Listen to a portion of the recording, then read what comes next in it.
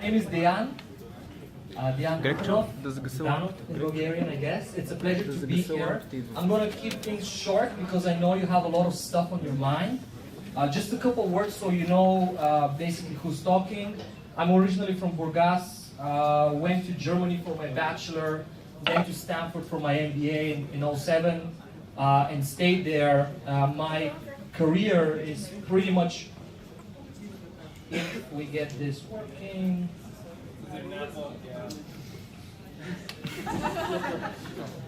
I just have to restart 3 times and it's gonna be okay. At least 3 times. So let's do this instead.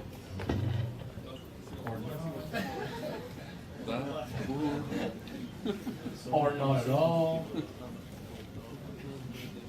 Now, slight technical difficulties. Is it with Windows? It's actually a Mac. Who knew? So we have to do a quick restart. Let me walk you through my background while we're waiting for the restart anyway. That's the boring part. So, as I said, originally from Burgas, went to the mathematics school there, then went to Germany for my bachelor, then made the jump to Stanford in California, right near Palo Alto and in the middle of Silicon Valley. Went there pretty much for Silicon Valley and to pursue startups. I was fortunate enough while I was still in high school to have my own startup. That was in 2001, that we sold 2 years later in 2003. When I went to Silicon Valley, my co-founder and I and a few other folks, that's special right there, we experimented with a whole bunch of ideas, ended up taking one of it forward called Philanthropedia. And Philanthropedia raised more than $500,000 and ultimately was sold 2 years later to the largest company in its space. So long story short, I left a year after to pursue my third startup called Vertigo. Vertigo's big vision is to take the largest gaming category on consoles and PCs, synchronous multiplayer games, so games where you play against other people in real time, and to bring it to Android and iOS, to bring it to essentially mobile phones and tablets. We have a game out there that I'm going to show you that's been doing really well, but since we're almost there,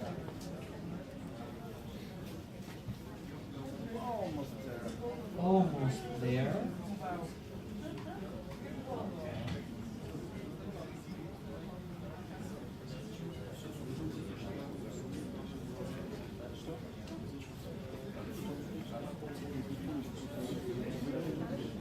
All right, we're back. Awesome. So, yeah, that's my background. Vertigo, we're venture-backed by a whole bunch of guys. That's great. This is Robo Rivals is the name of our game, and it's basically like Angry Birds 1 versus 1. So instead of shooting at pigs, you shoot against other people who shoot back at you. And I apologize, I'm probably obscuring the view for some folks. So that's great. So now, getting to the actual topic for today, MVP, so minimum viable product. How many people knew or had heard of MVPs before they came to this startup weekend? Show of hands. How many people knew? All right, so how many people didn't know? You can be honest, it's cool. Okay, so to explain MVP, first we must really understand the difference between a company and a startup, which actually turns out to be pretty substantial. I find that the best way to explain the difference is through this kind of graph. In blue, and I apologize for the Bulgarian, the presentation crashed and so nothing was saved, but in any case, in blue we have company, and companies can be described by a graph like this one. Basically, you know, it's a line that starts kind of right there in the middle, which tells you that we have customers, maybe have some revenue, hopefully definitely have some revenue, and then we're trying to gradually grow that through, you know, our efforts. You know, we improve marketing, we improve the product, we improve a whole bunch of things, and ultimately, ideally, this is how we imagine the company does. This is how we want the company to do. We want it to do better and better and better. Startups, on the other hand, typically can be described through something like this red line, which a lot of people call the roller coaster, the startup roller coaster. And the reason is because startups generally start with nothing more than an idea and maybe a small team, which is a code word for they have no idea what they're doing. It's a pretty important distinction with a lot of implications, which is really hard to understand. It's taken me 5 or 6 years and I'm just beginning to understand it now. But some of the implications that I have figured out today are things like when you don't know who the customer is, or what the problem is that you're solving, or what the product is that you can solve the problem with, you have, to do a lot of validation to figure out if you're on the right path. In other words, whatever ideas you have, as exciting as they are, as cool as they sound, as fun as they may be to work on, most of them will end up being wrong. It's pretty tough. It's a pretty tough conclusion because we'd like to believe they wouldn't be. But to start my second company, we had to go through 8 different ideas, of which 7 failed miserably. And just for those of you who may think that we were amateurs, which was true, even professional investors fail anywhere between 60 to 90% of the time. So what I'm trying to tell you is that, whatever ideas you have today and this weekend that you're exploring, you better, I think it's in your best interest to make sure that there's actually something exciting, but also validated about them. In other words, when you're operating in a degree of very high uncertainty, the right way to approach those kinds of environments is to start with hypotheses that you're trying to validate as quickly as you can. So let's say that you're trying to do an application that allows you to order food online. Sounds reasonable. I mean, I've always wanted that, right? And why do I have to wait online, in a line to order that food? So that sounds really reasonable. Doesn't mean that customers will agree with you. Because guess what? In real life, there's a million things that intervene. And so this is really hard to appreciate. Most people, when they imagine something, they ultimately and immediately want to build the big vision. The iPhone is perfect, so I'm going to do my thing perfect. That ends up being wasting a lot of time, way too much time typically. And so the key then is to, in environments where you don't know, what you're doing and who you're doing it for and so forth, what you want to do is you want to bet, often but small. So what is basically the question for a typical startup? The most important question for a typical startup is how do you validate as quickly as you can whatever ideas that you may have? And those ideas can be about the business model, could be about the product, could be about retention, engagement, anything. Like it's full of hypotheses and you don't know anything about them. So the key question then often is, so what does the word small stand for? Right? So small. Well, what's small? I mean, if you create a product that's too small, then you don't have the chance to validate. And if you create a product that's too big, well, then you've wasted too much time. So this is where kind of art meets science in startups. If you can do this well, you're a fantastic entrepreneur. It's the hardest thing in the world to do. So this is where the concept of an MVP comes in. And there's a lot of definitions, all of them lacking in something for sure. The one that I prefer currently is that it's the fastest and cheapest way to test your hypothesis and invalidate or validate, whatever it is that is currently top of mind. And so what this tells you is a number of things. Number one is you have to choose what is currently top of mind. So in any product, there's like a million things that can go wrong. So let's take our games, for example. In a typical game, you can think about at least 4 things. You can think about retention, you can think about engagement, retention, monetization, and acquisition. These 4 things are crucial risks. There's a lot of other ones, of course, but let's stick to those 4. But you can't explore all of them together because many of them are orthogonal. Many of them actually conflict with each other. So you have to choose. So choose whatever is your top of mind risk. Typically, the first risk is, does anybody care? And by the way, most of the time, the answer is nobody cares. Just to prepare you for the inevitable. 90% of the time, nobody really cares, and it's very depressing, at least in the beginning, until you figure out this is basically how things are. Even your friends don't care. Your mom doesn't care. And you know what? They shouldn't. What they care about is they care about you, of course, but you can't build a business just around you. Most people can't. Ultimately, you're trying to find something that a lot of people, your customers, enterprises, consumers, really, really care about. So the MVP is essentially a concept that basically defines this mentality of validating as quickly and as cheaply as possible. Now, when I say as quickly and as cheaply, doesn't mean that we're trying to figure out if it's worth our time. Because ultimately, this is, I think, the biggest thing you're really testing for. Is it worth your time? Because you can do a lot of things, so why do that? So there better be something really exciting about it. And the best way to get excited is to validate. So when we started with RoboRivals, we said to ourselves, okay, in mobile gaming in particular, and I'd say that in mobile apps in general, there are kind of 4 things that you're looking for. Engagement. Do people care about the app? So are they playing the game in our case? Or in your case, are they playing the app? Are they using the app as you truly use it, right?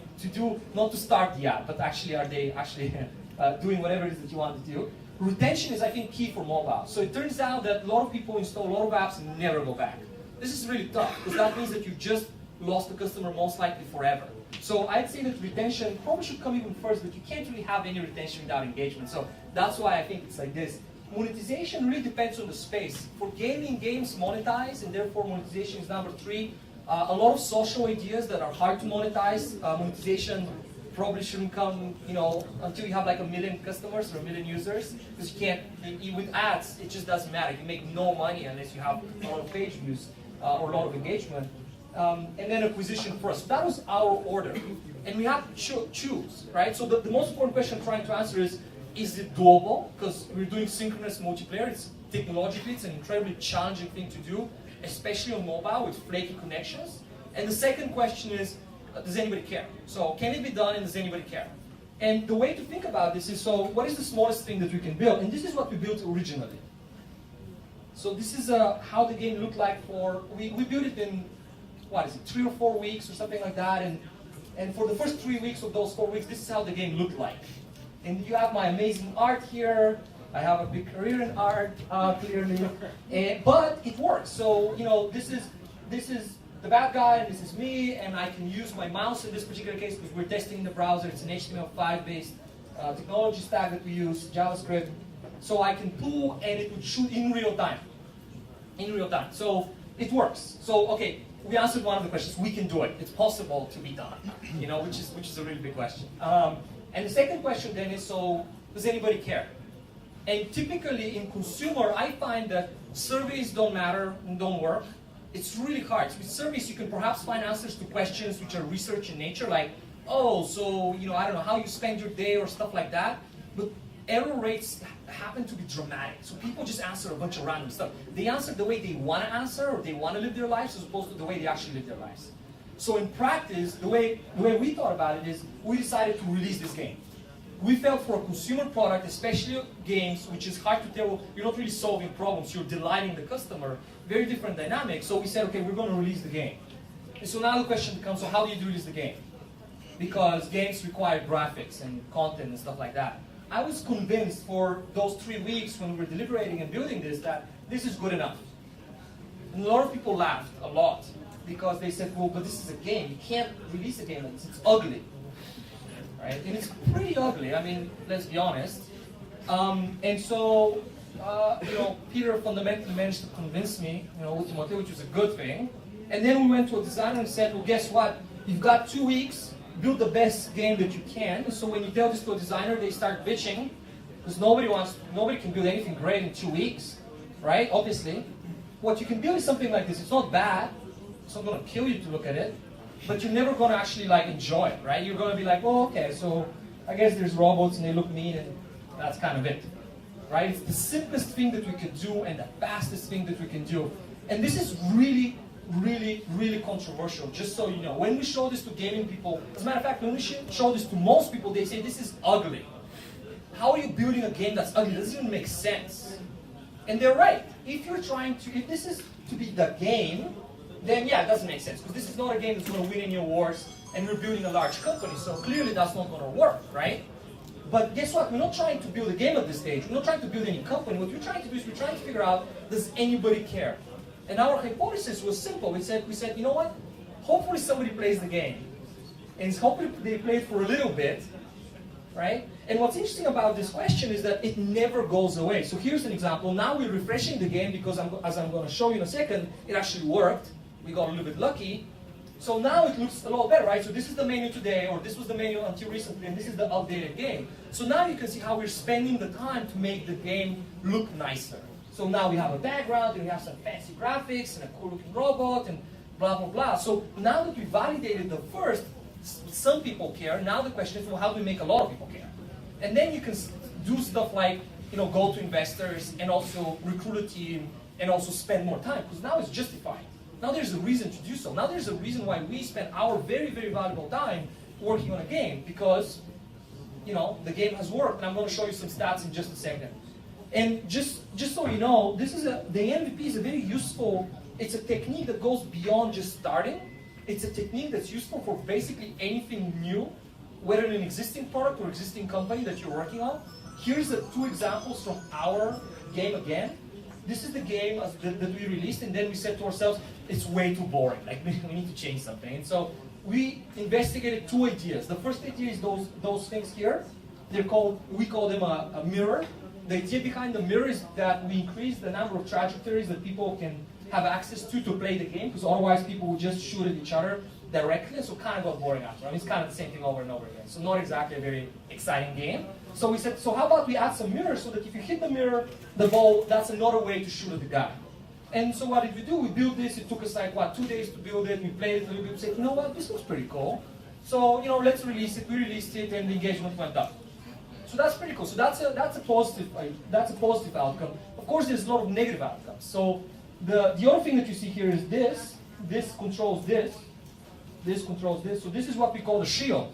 So we decided, why don't we introduce a defense mechanism, because it sounds reasonable, right? I mean, you shoot and defend the same way, basically by killing the other person's balls. So if you could separate the two, if you could separate offense and defense, the game would get even more exciting. So, okay, so we're going to introduce a shield. Sounds really reasonable when you think about it. I mean, yeah, like we did the analysis, thought it makes sense. Theoretically, we looked at other games, blah, blah, blah. We built this thing, and literally we couldn't use the game. It was horrible. Like, I would have to look this way, to the right, and actually do this to the left. Like, I got cross-eyed. And I said, well, I can't use this, and I am the guy who spends the most time with the game. How is anybody else supposed to use it? And so we built this thing in over a weekend, and we killed it by Sunday. So this is actually a really, really appropriate setup for you, because it turns out in consumer, which is what you do with the mobile, most of you anyway, you can actually build a ton of stuff in 2 days and then kill it. Or hopefully take some of it forward, which would be exciting. And so this is how we decided to take our stuff forward. We had incredible acquisition. It wasn't really a goal of ours. We weren't looking at this. But it's worth noting that we've been doubling consistently every 5 or 6 weeks, and it's been accelerating. I think it's every 3 weeks now or something like, maybe 4. But more importantly, this is what we actually cared about. We had incredibly high engagement. So we measured engagement in 2 ways, very specific analytics again. One was number of games played, and the other one is number of minutes spent per user per day. And so when you look at this, our engagement, the industry average is about 7.5 minutes per player per day. And the Angry Birds, the most successful game of all time on mobile, is at 10. And we're nearly double the industry average. And this has been holding over tens of thousands of players and hundreds of thousands of games. So a very, very good result. This is really what gave us the confidence to say, okay, wait a minute, if the game is so damn ugly and people still want to play it, yeah, maybe we should invest some more time to actually get it where it's a nice game, and then people will play it some more. And it's still a big bet, but at least it's a bet that we feel slightly more convinced that you should actually, and we should actually spend a bit more time, because this has been going on for quite some time. And so the final message I'm going to leave you with is, use the time that you have today, or today and tomorrow, to very aggressively, whatever ideas that you have, bring them to their smallest possible minimum. Like whatever the nucleus of that idea is, like something that you can literally do in a few hours, and you can validate it in the next few hours. And if you happen to be so fortunate that it actually works, go for it. Go for it with everything that you have. But if not, just change. I didn't mention that, but of course, if something doesn't work, you adjust, and then you try again. And one of those times you're gonna get lucky like everybody else. Thank you.